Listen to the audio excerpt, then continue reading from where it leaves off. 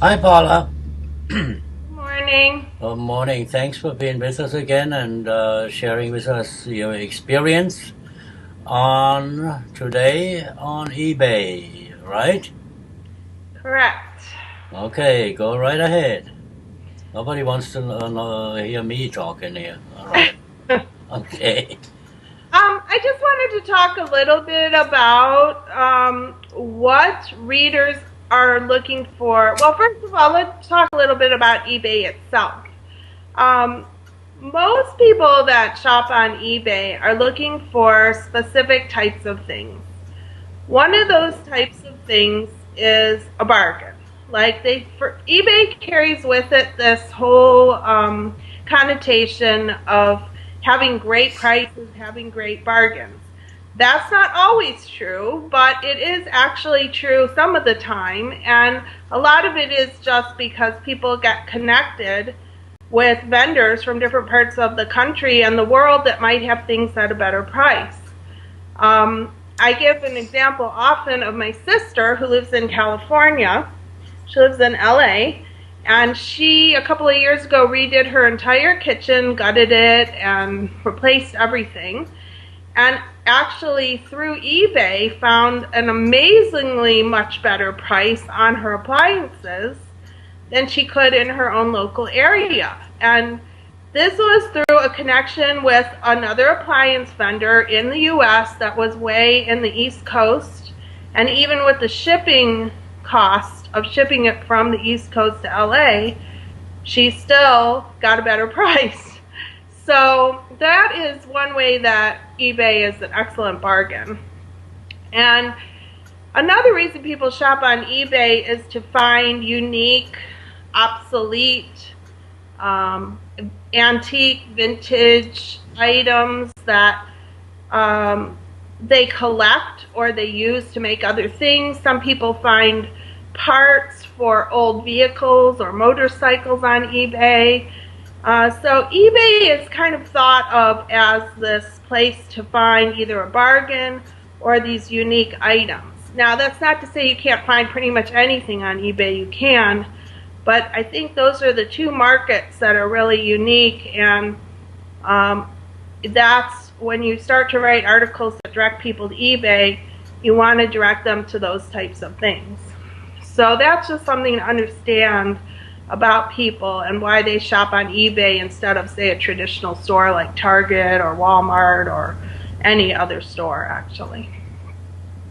So what you're saying is, if I set up a Wizzley page and I'm thinking about what to offer, then I should keep in mind what you just said. I should keep in mind to fill my eBay module with items that have a connection to those principles you just mentioned, right?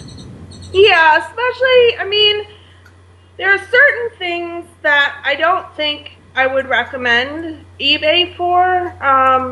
There's definitely not necessarily the best place to shop for. Um, I don't know. There's some categories like, if you're just looking for a standard item and you're looking for the best price or availability, Amazon is often a much better place to go for that because they always have it in stock. They deal with so many vendors. A lot of people will get the best price there. There's a lot of comparison shopping, especially for newer models of things that are coming out. But if you're looking for antiques or you're looking for car parts to a car that's no longer being made, eBay is a great place to shop for that because that might be the only place you'll even find something like that. Uh-huh. Well, So if you create that page, you want to create that, and you're directing people to eBay, you want to create it with stuff that you know they can find there and that's the best place to go. from my own experience, just recently, I've been looking around for a Kindle Fire, and Hmm. I went to eBay, and I actually never bought anything from eBay.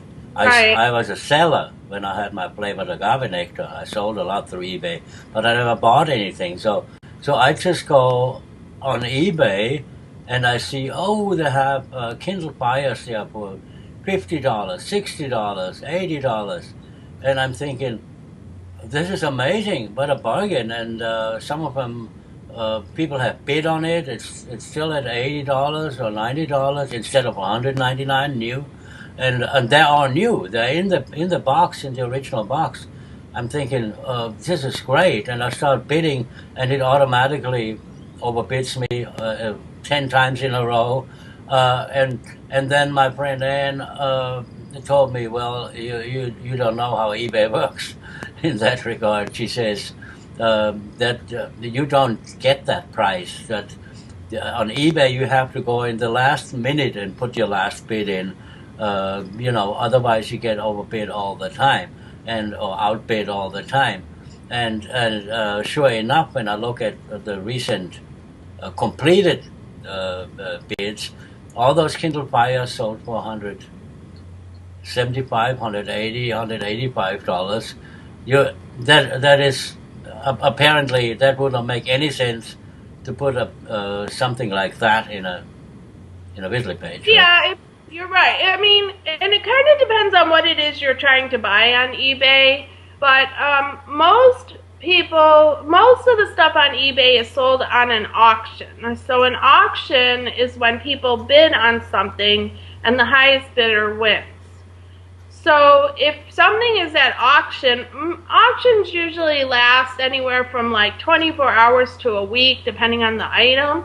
So yeah, during that entire time, someone can bid a higher amount, and the person at the very end who has the best bid is the one that's gonna get that item. And of course, the seller is hoping that the bids will go higher and higher. Yeah, so I'm just thinking it wouldn't make any sense to put up a Wizzley page, say, cheap Kindle Fires, and then put those bids in there that in the end are not really cheaper anyway.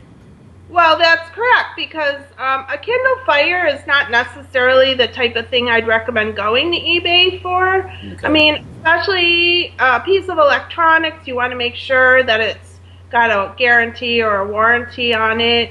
Those kinds of things are generally better to buy from a reputable dealer. Now, that doesn't mean that the people on eBay are not reputable dealers. And that's another thing about eBay. You do need to pay attention to who the sellers are. Sellers are rated, and the ones with the high ratings have been on there a while and have obviously had a lot of transactions that have gone through with very high quality feedback, and those are the best people to deal with because you know that they're reputable. Or you can sometimes, if it's an actual store, you can call them directly, find them online, that type of thing. So you do need to always keep in mind who the seller is that you're referring your reader to, that they're not some scam artist or someone who just stole all those Kindle Fires and is now selling them off the back of a truck, or eBay truck, I should say. Yeah, I mean, electronics, I don't know, I'm sure you can find reputable dealers on eBay, but you also, if you're buying something like that, for a new one, at the very least, I personally would prefer to buy it from a dealer that I know is going to have the warranty, that's going to be able to fix it if something isn't right with it, and that type of thing. Okay. Well, back to Wizzley articles. So, can you kind of sum it up? What are the best items to offer in your Wizzley articles? Well, I think when you're using eBay as a vendor, you want to offer items, number one, that are being sold by a reputable dealer. So you can look at that by checking the dealer status on eBay. Items that, the most unique items do the best off of eBay, the ones that are one of a kind, obsolete, antique, vintage, that are not able to be found in other places. Those are the best because you can, if you find them and you make it so easy for your customer or your reader to find it, then they're going to love you for that and keep coming back for more. And again, you can find really good bargains on eBay, but you have to do your research and make sure you know what you're comparing it to. And that, for, like I said with my sister's example with the appliances, that's just a perfect example of someone that found a reputable dealer on eBay who actually had a real brick and mortar store, and she got a really great bargain on what she bought. But she did a lot of research first. Right. So, and how to do that research, we talk about in our next video, right? Right. Yeah, we'll talk about searching on eBay and then some comparison research. Okay, great, Paula. So thanks for now, and I see you in a little while for video number 2 on eBay. Sounds great. Okay, bye now. Bye.